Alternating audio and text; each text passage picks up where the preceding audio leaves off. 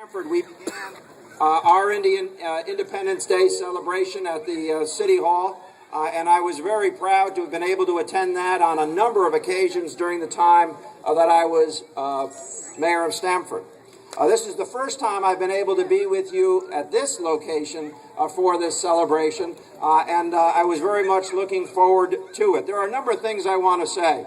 First of all, to my friend G, thank you for the introduction, and thank you for making sure I was invited to be with you today. You are a good friend and someone who I look forward to working with for years to come. To the association, thank you for putting this event on. It is important.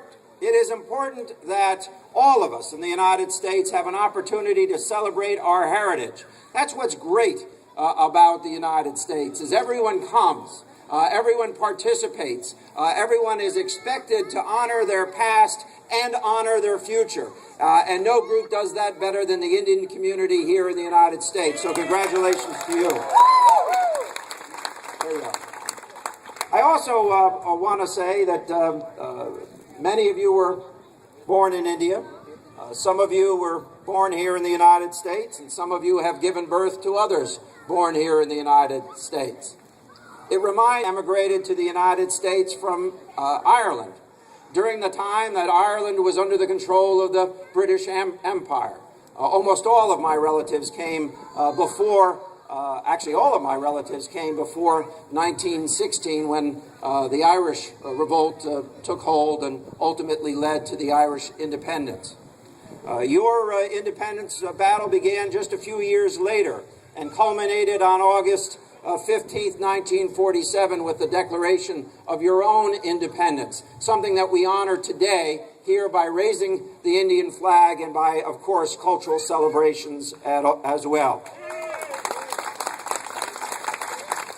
We are tied together in so many ways, having found democracy.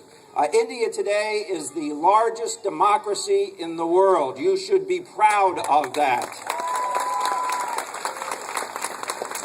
Democracies at their very core, as we now know from Jefferson's words, we are required to make our democracies better each and every day, each and every year. And there is no doubt that that is happening in India as we speak. So I want to pay tribute to those still living in India for what they're doing to improve their democracy and the great strength and power that that country represents. Not simply military, not simply institutional, but now I want to say something about the Indian people themselves.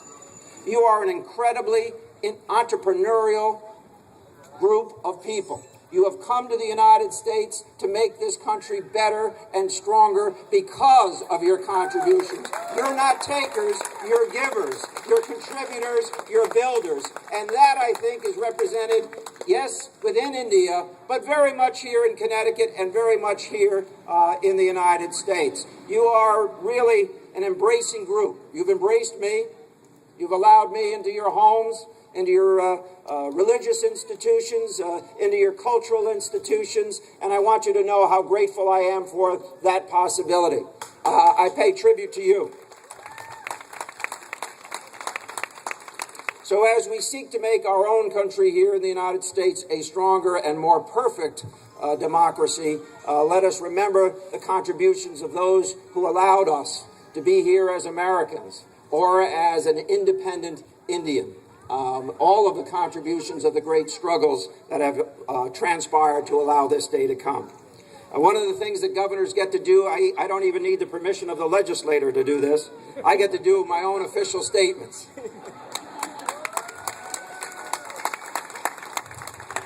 Whereas Connecticut is comprised of people from diverse backgrounds and values whose presence has greatly contributed to the growth and prosperity of our state. And whereas Indian American citizens exemplify civic, economic, and cultural commitments to their communities. And whereas in the mid-19th century, much of India was under the rule of the British East India Company, but ultimately came under direct rule of the British Crown as a colony of the British Empire. And whereas during the first half of the 20th century, India began its widespread, non-violent struggle for independence, which was led by various groups and leaders, including the Indian National Congress and Mahatma Gandhi. And whereas on August 15th, 1947, India gained independence from British rule and has since become the world's most populous democracy. And whereas the celebration surrounding India's 66th Independence Day give the citizens of Connecticut an opportunity to appreciate and respect the rich culture and traditions of India and its history. Now, therefore, I, Dannel P. Malloy, Governor of the State of Connecticut, do hereby officially proclaim August 15th, 2013 as Indian Independence Day and participate in this celebration on this day in August. Thank you. It's great to be with you.